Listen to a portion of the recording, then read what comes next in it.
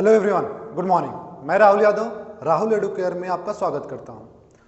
दोस्तों, हम लोग स्पॉटिंग एरर के अगले स्टेज में नरेशन से रिलेटेड देखने जा रहे हैं कि कैसे कैसे क्वेश्चंस इसमें आ सकते हैं और कैसे इनको हम लोग टैकल कर सकते हैं। ठीक है, तो समय बिना वेस्ट किए हुए हम लोग शुरू करते हैं। क्या? He exclaimed with sorrow that his brother died just 2 months before. ठीक है, तो देखिए एक्सक्लेम्ड कब आता है? जब आपका एक्सक्लेमेटरी सेंटेंस होता है। ठीक है, मैंने नरेशन से रिलेटेड जो बेसिक कॉन्सेप्ट होते हैं पूरी इसकी वीडियो बना रखा है, प्लेलिस्ट में आप जाइए और वहां पे आप देख सकते हैं पूरी की पूरी हर एक कॉन्सेप्ट हर एक टॉपिक से रिलेटेड पूरा एक्सप्लेन किया गया। वहां पे बहुत सारे हम लोगों ने प्रैक्टिस भी कर रखा है, तो उससे पहले अगर आप देख लेंगे तो अगर आपका बेसिक कॉन्सेप्ट क्लियर नहीं होगा तो वो आराम से हो जाएगा। ठीक है, हम लोग यहाँ पे प्रैक्टिस करते हैं। तो एक्सक्लेम्ड कब आता है? तो यहाँ पे होता है आपका क्या, हमेशा ये एक्सक्लेम्ड जो होता है वो आता है हमेशा एक्सक्लामेटरी सेंटेंस में। ठीक है, और एक्सक्लामेटरी सेंटेंस के लिए कंजंक्शन क्या होता है? तो डेट होता है। तो यहाँ पे ये चीज सही लग रहा है ना? एक्सक्लामेटरी सेंटेंस में कंजंक्शन क्या होता है? डेट होता है, तो ये कंजंक्शन के तौर पे सही है। His brother died just 2 months before. तो देखिए डाइड है, तो डाइड का मतलब ये चीज क्या है? ये सेकेंड फॉर्म है ना? और सेकेंड फॉर्म क्या होता है? हमेशा पास्ट इंडेफिनिट में लगता है, बिना हेल्पिंग वर्ब के सेकेंड फॉर्म पास्ट इंडेफिनिट में लगता है। इसका मतलब ये सेंटेंस हमारा पास्ट इंडेफिनिट में है। ठीक है, अब इसके लिए हमें ये सोचना पड़ेगा, क्योंकि ये इनडायरेक्ट है तो इसमें हमें ये सोचना पड़ेगा क्या सेंटेंस हमारा प्रेजेंट इंडेफिनिट में था, क्योंकि डायरेक्ट नरेशन ही ये इनडायरेक्ट बना है ना। तो डायरेक्ट नरेशन अगर प्रेजेंट इंडेफिनिट में रहा होगा तब उसका पास्ट इंडेफिनिट बन सकता है। ठीक है, दूसरी बात, अगर ये पास्ट इंडेफिनिट में होगा तो इसको पास्ट परफेक्ट में यानी कि हैड के साथ लगना चाहिए था। तो अगर ये हमें ये देखना है, डिसाइड करना है कि ये परफेक्ट में जाएगा या इंडेफिनिट में ही रहेगा, तो इसको समझने के दो तरीके। पहला तरीका ये है कि आप जरा सोचिए, his brother died just 2 months before. उसका भाई जो है 2 महीने पहले मर गया। अगर आप जरा इसको जरा सोचिए कि ये क्या कर दीजिए, आप प्रेजेंट इंडेफिनिट करिए, तो क्या ये सेंटेंस लॉजिकल होगा? प्रेजेंट इंडेफिनिट जाने पर क्या ये सेंटेंस लॉजिकल होगा कि उसका भाई 2 महीने पहले मरता है? तो मरता है, जाता है, कुछ भी होता है, तो इसका मतलब क्या, वो तो एक ही बार ना, कोई भी डाई करता है तो एक बार करता है, तो ये कभी प्रेजेंट इंडेफिनिट का पार्ट हो ही नहीं पाएगा। ठीक है, दूसरी कंडीशन, जब भी आपको टाइम दे दे पास्ट से रिलेटेड, जब भी आपको टाइम दिया जाएगा पास्ट से रिलेटेड, तो वो सेंटेंस हमेशा पास्ट इंडेफिनिट का पार्ट होता है। और पास्ट इंडेफिनिट का अगर ये पार्ट है, क्योंकि दोनों कंडीशन से समझ में आ रहा है कि ये प्रेजेंट इंडेफिनिट तो नहीं है। अब पास्ट इंडेफिनिट जब भी आपको टाइम देगा तो श्योर वो क्या होगा, आपका पास्ट इंडेफिनिट होगा। और पास्ट इंडेफिनिट को जब हम लोग इनडायरेक्ट बनाते हैं तो वहां पे क्या कर देते हैं, हम लोगों को यहाँ पे करना चाहिए हैड डाइड, हैड डाइड, क्योंकि ये हैड के साथ वो आपका थर्ड फॉर्म लगेगा। बात समझ में? तो इस तरीके से ये क्वेश्चन आपका सही होगा। नेक्स्ट देखिए, the visitor told me that he had come from Kolkata to discuss some of the important issues with me। तो द विजिटर टोल्ड मी सीधा सीधा असर्टिव सेंटेंस लग रहा है। The visitor told me, conjunction that होता है, सही है। ठीक है, ही हैड, तो जाहिर सी बात है यहाँ पे आ ही रहा होगा, यानी कि ही के लिए, ठीक है, विजिटर के लिए ही सही लगा है। Had come, might be possible, ये क्या होगा आपका पास्ट इंडेफिनिट का रहा होगा, जो कि इनडायरेक्ट में पास्ट परफेक्ट में बन गया। फ्रॉम कोलकाता टू डिस्कस, देखिए टू इन्फिनिटिव है तो यहाँ पे आप सेंटेंस को चेंज कर, मतलब इसका वर्ब का फॉर्म चेंज करने की कोशिश करेंगे नहीं। Some of the important issues with me, तो मी ठीक है, सेकंड के हिसाब से ये भी सही है, यानी इस सेंटेंस में कहीं पे कोई गलती नजर नहीं आ रही है, यानी ये सेंटेंस आपका क्या है, करेक्ट है। ठीक है, नेक्स्ट देखिए, Soma ordered her servant to bring her some hot water as she has to take medicine.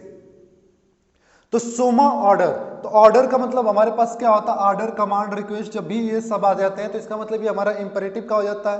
ठीक है, अब इंपेरेटिव में क्या है, टू कंजंक्शन लगता है, ये कंजंक्शन भी ठीक है। ठीक है, Soma order her servant to bring her some hot water as she has to take medicine. तो यहाँ पे देखिए वाटर भी सही है, एज सी हैज। अगर ये सोचिए कि डायरेक्ट में रहा होता तो इसका मतलब यही होता ना, Soma said to her servant, comma inverted comma, bring me some hot water as I have to take medicine, यही होता। तो यहाँ पे जो होता है हैज हैव जो होता है ना, कभी भी ये क्या कन्वर्ट हो जाता है, आपका हैड में कन्वर्ट हो जाता है।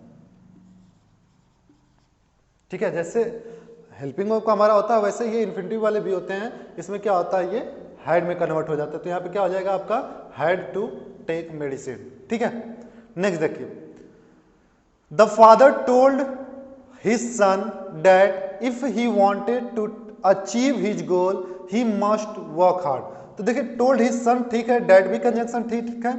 अब कितने बच्चे जो होते हैं इस बात को लेकर कंफ्यूज होते हैं सर जी डैट और इफ, क्योंकि उनको ये लगता है कि बच्चे जो कंडीशन हमारी बनती है डैट और इफ, क्योंकि इंपरेटिव सेंटेंस में हमारा इफ और वेदर भी जो होता है कंजंक्शन होता है, और असर्टिव सेंटेंस में ये डैट भी कंजंक्शन होता है। तो बच्चे सोचते हैं कि ये डैट और इफ दोनों एक साथ नहीं होगा, और एक साथ नहीं होगा तो इसके मतलब यहीं पे अगर इसको पार्ट में कर दिया जाता है ऐसे करके, ये ऐसे करके अगर आपको पार्ट में कर दिया जाता ए बी सी डी में, तो ज्यादातर बच्चे क्या करते हैं इस बी पार्ट को ही एरर में गिनते, क्योंकि ये एरर उनको नजर आता। बट ऐसी बात नहीं है, डैट आपका कंजंक्शन है और इफ जो है वो कंडीशन दिखा रहा है। बात समझ में आया? इफ क्या है यहाँ पे कंडीशन दिखा रहा है। कैसा condition? If he wanted to achieve his goal, अगर वो अपना गोल अचीव करना चाहता है, ही मस्ट वर्क हार्ड, उसे कठिन परिश्रम करना होगा। बात समझ में? तो ऐसे कंडीशन में देखिए जब भी आपको किसी चीज को सजेशन वगैरह देना होता है ना, जब भी किसी को आप सलाह देते हो एडवाइस देते हो, तो उस केस में आपका जो मस्ट होता है ना वो कन्वर्ट हो जाता है हैड टू में, हैज टू, हैव टू, ठीक है, हैड टू, सब में कन्वर्ट होता है अकॉर्डिंग टू कंडीशन। चूंकि इनडायरेक्ट देख रहे हैं तो यहाँ पे हैड ही लगने वाला, हैज हैव तो लगेगा नहीं, तो यहाँ पे क्या हो जाएगा हैड टू वर्क हार्ड, ये सेंटेंस आपका करेक्ट होगा। ठीक है, बट किसी चीज को अगर हम इम्फेसाइज करते हैं, जब किसी चीज पे जोर देते हैं, किसी को ज्यादा मतलब जोर देके जब हम बात करते हैं, उस समय इनडायरेक्ट में भी मस्ट को हम लोग चेंज नहीं करते हैं। आई बात समझ में ना? जब हम किसी चीज को जोर देते हैं तो उस समय भी मस्ट हमारा सेम रहता है, बट जब हम किसी को एडवाइस देते हैं, देखिए यह कंडीशन है ना, तो यहाँ पे क्या है, मैंने एडवाइस दिया अगर चाहते हो तो तुम्हें कठिन परिश्रम करना है। ठीक है, तो ये कंडीशन के हिसाब से कि कठिन परिश्रम करोगे तभी अचीव कर पाओगे, इस कंडीशन में हमको ये मस्ट चेंज करना पड़ा। अगर ये हम किसी चीज को इम्फेसाइज करना पड़ता, जैसे यू मस्ट गो, इस तरीके की चीजें होती, तो फिर वहां पे हैड टू का इस्तेमाल हम लोग नहीं करते। ठीक है, वहां पे मस्ट डायरेक्ट और इनडायरेक्ट दोनों में होता है। नेक्स्ट देखिए, they propose to me to join the party and work for the welfare of the trodden. देखिए दे प्रपोज्ड मी, यहां पे साफ साफ नजर आ रहा है दे प्रपोज्ड मी। तो प्रपोज्ड कब होता है? प्रपोज या सजेस्टेड हमारा यूज होता है जब हम लोग इंपरेटिव में लेट टाइप पढ़ते हैं, है ना। जैसे मेन वर्ब से एक स्टार्टिंग वाला होता है, एक डू नॉट वाला होता है और एक लेट वाला होता है। ठीक है, तो लेट वाला जो क्वेश्चन होता है, तो लेट वाले में हमेशा कंजंक्शन जो होता है ना वो टू नहीं लगता है, लेट वाले में क्या लगता है? डेट लगता है, और डेट लगेगा तो ज्वाइन पहले नहीं होगा, इसमें आपको एक सब्जेक्ट लगना होगा आई, और उसके बाद लिखना होगा क्या? शुड। आई बात समझ में? तो दे प्रपोज्ड मी दैट, क्योंकि प्रपोज इसी से कर रहे हैं तो यहाँ पे सब्जेक्ट हम लोग इसी को मानेंगे, तो मी का क्या हो जाता है? I, that I should join the party and work for the welfare of the downtrodden. ठीक है, तो इस तरीके से इसको ध्यान रखिएगा। नेक्स्ट देखिए, instead of going to London he went to America and stayed there for a month.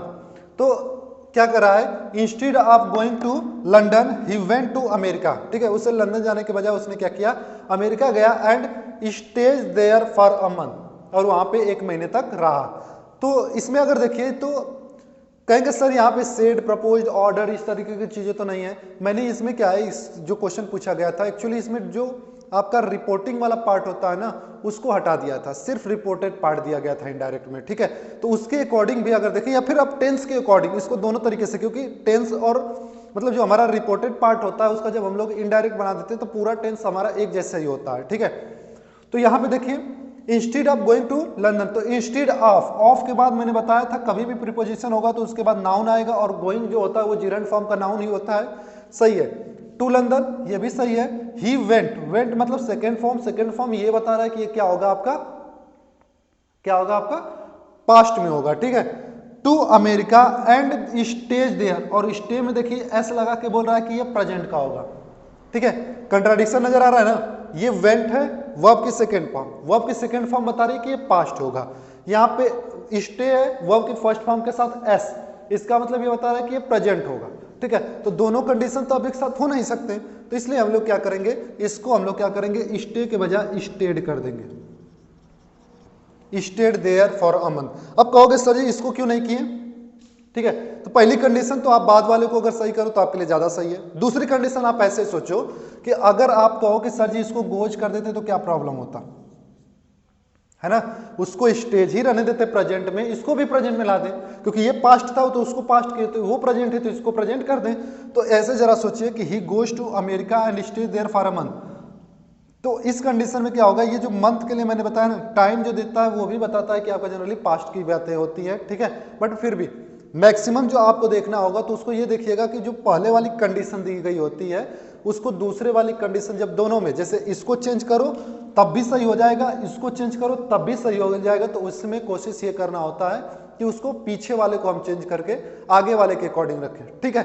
दूसरी बात, इनडायरेक्ट चूंकि हम लोग पढ़ रहे हैं तो वहां पे भी आपको कभी प्रेजेंट में तो इनडायरेक्ट होता नहीं है, बट बात यहाँ पे ये फंसेगी, इस ट्रिक को लेकर नहीं चल सकते कि हम लोग डायरेक्ट पढ़ रहे थे इसलिए, क्योंकि एग्जाम में आपको थोड़ी ना पता है कि कौन सा आने वाला है, ठीक है। मैं भी मिसलेनियस टाइप करूंगा तो फिर देखिएगा कि कैसे दिक्कतें आती है। ये तो टॉपिक है, आप भी कहोगे सर जी इनडायरेक्ट पढ़े तो वो तो होगा ही, ठीक है, बट अभी ना होगा, एग्जाम में आएगा तब क्या होगा, तो इसलिए ध्यान रखिएगा।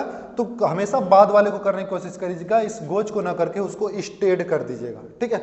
नेक्स्ट देखिए, the prisoners walked slowly for they knew that as soon as they crossed the gate the jailer would ask them to jog। यहां देखिए, the prisoner walked slowly for they knew that, ठीक है, वो क्या है, for, ये आपका एक तरीके से कह सकते हो कि रीजन के लिए होता है, ठीक है। मैं अलग से फिर से, चूंकि पेपर सब काफ़ी ज़्यादा इधर पड़े हुए थे इसलिए मैंने डायरेक्टली क्वेश्चंस वगैरह उठाने शुरू कर दिए। इससे रिलेटेड, कंजंक्शन से रिलेटेड मैं एक वीडियो दूंगा, एक क्या ज़्यादा वीडियो देनी पड़ेंगे, क्योंकि कंजंक्शन के जो बेसिक कॉन्सेप्ट है वो काफ़ी ज़्यादा है, कम से कम 3-4 वीडियो में वो हो पाएगा, ठीक है। तो उसको देख के कन्फर्म आपको कर दूंगा कि कंजंक्शन कैसे होते हैं, क्योंकि टॉपिक वाइज कुछ बच्चों ने व्हाट्सएप किया था और उन्होंने कहा था कि सर थोड़ा सा टॉपिक वाइज चीज़ों को पहले एक्सप्लेन करके फिर क्वेश्चन करते हैं तो ज़्यादा अच्छा रहता है, ठीक है। तो ये उन बच्चों के लिए ज़्यादातर है जो कि कुछ जान चुके हैं और वो सीधे प्रैक्टिस चाहते हैं, ठीक है। बाकी जो बच्चे अभी कमजोर पढ़ रहे हैं उनके लिए मैं अलग से वीडियो बनाऊंगा। अभी नरेशन और वॉइस की पूरी कंप्लीट वीडियो पड़ी हुई है, उसके अलावा कंजंक्शन से, क्लॉज से, फ्रेज से, उससे रिलेटेड भी वीडियोज आपको आते रहेंगे, ठीक है। नेक्स्ट देखिए, इसमें क्या है, the prisoners walked slowly for they knew that as soon as they cross the gate the jailer would ask them to go. तो देखिए ऊपर वाले की तरह, दे न्यू, न्यू का मतलब सेकेंड फॉर्म है, सेकेंड फॉर्म मतलब पास्ट हो गया, that as soon as they cross, cross जो है वो फर्स्ट फॉर्म है, यानी ये प्रेजेंट हो गया, तो आपको क्या करना पड़ेगा, इसको करना पड़ेगा क्रॉस्ड, क्या करना पड़ेगा, cross the gate the jailer would ask, would के बाद वो आपकी फर्स्ट फॉर्म रहती है तो ये सही है, देम टू जॉब, ठीक है। तो इसे देख लीजिए, फिर हम लोग कुछ और क्वेश्चंस करते हैं। आइए कुछ और एग्जांपल्स देखते हैं। My friend being ill sent to his boss an application explaining why could he not go to the office, ठीक है। तो यहां पे क्या है कि my friend being ill he sent to his boss and an application explaining why could he। तो जब हम लोग इनडायरेक्ट की बात करते हैं तो जो हमारे जब WH टाइप के इंट्रोगेटिव आ जाते हैं तो वहां पे क्या होता है, जो WH वर्ड होता है वही कंजंक्शन का रूप ले लेता है, ठीक है। और कंजंक्शन हो जाता है तो क्या करता है, सेंटेंसेज को ऐड करता है, यानी कि पीछे भी क्या होना चाहिए, आपका सब्जेक्ट से शुरू होना चाहिए, सब्जेक्ट पहले और हेल्पिंग वर्ब क्या होता है बाद में यूज होता है, यानी कि आपका यहाँ पे क्या होना चाहिए, वाई कुड ही के जगह पे वाई ही कुड, ये सेंटेंस में आपका बनना चाहिए, why he could not go to the office, ठीक है। नेक्स्ट क्वेश्चन देखिए, when Meena said that she was coming to see me the next day I wondered that what problem she will bring। when Meena said that, तो देखिए said जो होता है वो told में तब बदलता है जब उसके बाद क्या होता है, कोई ना कोई आपके पास ऑब्जेक्ट होता है, क्योंकि told जो होता है वो ट्रांजिटिव होता है, बट said जो होता है वो इंट्रांजिटिव वर्ब होता है, तो इसलिए यहाँ पे क्या होगा, तो इंट्रांजिटिव है, ठीक है, ऑब्जेक्ट नहीं है बताए, सो दैट हो गया कंजंक्शन के रूप में। सी वाज, तो यहाँ पे देखिए सी वाज कमिंग टू सी मी, यहां तक सेंटेंस सही है, द नेक्स्ट डे भी ठीक है। नेक्स्ट वाला फिर से आपका अगला इंड जो है तो आई वंडर्ड, पास्ट बता रहा है, व्हाट कंजंक्शन बता रहा है, व्हाट प्रॉब्लम जो है एक तरीके से आपका फ्रेज की तरह हो गया, ठीक है। उसके बाद सी विल, तो ये जो है इनडायरेक्ट में विल की जगह पे क्या होना चाहिए, तो यहाँ पे होना चाहिए वुड, सी वुड ब्रिंग, क्योंकि इनडायरेक्ट में विल जो होता है वो किस में कन्वर्ट हो जाता है, वुड में कन्वर्ट हो जाता है, तो यहाँ पे वुड हो जाएगा। आई ऑफन विजिटेड, अब कहोगे सर अगर मैं बात करूं इसको डायरेक्टली टेंस के अकॉर्डिंग तो क्या दिक्कत हो जाएगी, तो टेंस के अकॉर्डिंग भी आप समझेंगे तो वंडर्ड क्या बता रहा है, पास्ट बता रहा है, सेड क्या बता रहा है, पास्ट बता रहा है, तो विल कैसे आपका आ सकता है, वहां पे भी आपका क्या होगा, पास्ट का ही, तो विल जो आपने मॉडल में पढ़ा है ना उसका विल का क्या हो जाता है, वुड हो जाता है, तो वहां के हिसाब से ये वुड हो जाएगा। I often visited her and found myself quite puzzled to see the dreadful pictures which she had hung on the wall। तो यहां पे सेंटेंस में देखिए I often visited her and found myself quite puzzle, तो ये चीजें यहां तक सही है। To see the dreadful pictures which she had भी ठीक है, यानी कि ये सेंटेंस में कोई गलती नहीं है, ये सेंटेंस आपका करेक्ट है, ठीक है। नेक्स्ट देखिए,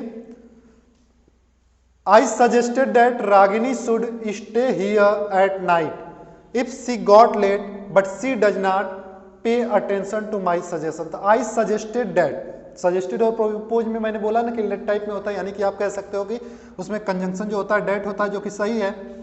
रागिनी शुड स्टे हियर, तो शुड के बाद वो आपका फर्स्ट फॉर्म आता है, ये भी सही है।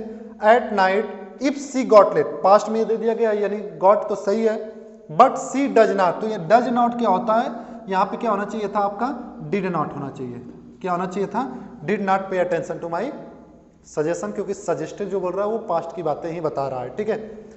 नेक्स्ट देखिए, he asked me why had I gone to the cinema late at night in spite of his clear instruction. तो देखिए अगर देखा जाए, he asked me why had he, अभी मैंने ऊपर डिस्कस किया क्या कि जब भी आपको WH वाला कंजंक्शन के रूप में आएगा तो ये चीज जो होगी वो इन दोनों को क्या करेगी, चेंज कर देगी, यानी व्हाई आई हैड होना चाहिए था, ठीक है। बाकी late at night in spite of सही है, क्योंकि इन स्पाइट ठीक है ऑफ लगता है, अगर यहीं पे डिस्पाइट हो जाता तो ऑफ नहीं लगता, इन स्पाइट के साथ ऑफ लगता है, डिस्पाइट के साथ ऑफ नहीं लगता, दोनों का मतलब एक ही होता है, ठीक है। Next, he informed me that our college would remain close tomorrow on account of Raksha Bandhan. तो ही इन्फॉर्म्ड मी दैट, ठीक है, आवर कॉलेज वुड सही है, रिमेन क्लोज टुमारो, तो इनडायरेक्ट में टुमारो जो होता है वो क्या हो जाता है, चेंज हो जाता है। इसके लिए हम टुमारो की जगह पे क्या लिख सकते हैं, ऑन द मॉरो, या फिर यहीं पे लिख सकते हैं ऑन द टुमारो, ठीक है, ऑन द टुमारो, या फिर इसी चीज के लिए जो सबसे ज्यादा चर्चित होता है वो क्या होता है, the next day, the next day, ठीक है। तो द नेक्स्ट डे चूंकि चर्चित होता है तो लगभग सभी लोग इसको जानते हैं, बट ऑन द मॉरो और ऑन द टुमारो ये चीज भी होती है, इस बात को ध्यान से देखिएगा, ठीक है, क्योंकि जो चीजें हमारे यूजुअल ट्रेंड में नहीं होती हैं, अगर वहां से क्वेश्चन आता है तो हमारे दिमाग में एकदम नहीं रहता है, ऑप्शन में रहेगा बट हम सही नहीं कर पाएंगे। बात समझ में आई? तो कैसा रहा ये वीडियो कमेंट बॉक्स में जरूर लिखें। आज के लिए बस इतना ही रखते हैं, चैनल पे नए होंगे तो सब्सक्राइब करना ना भूलें। Thank you very much.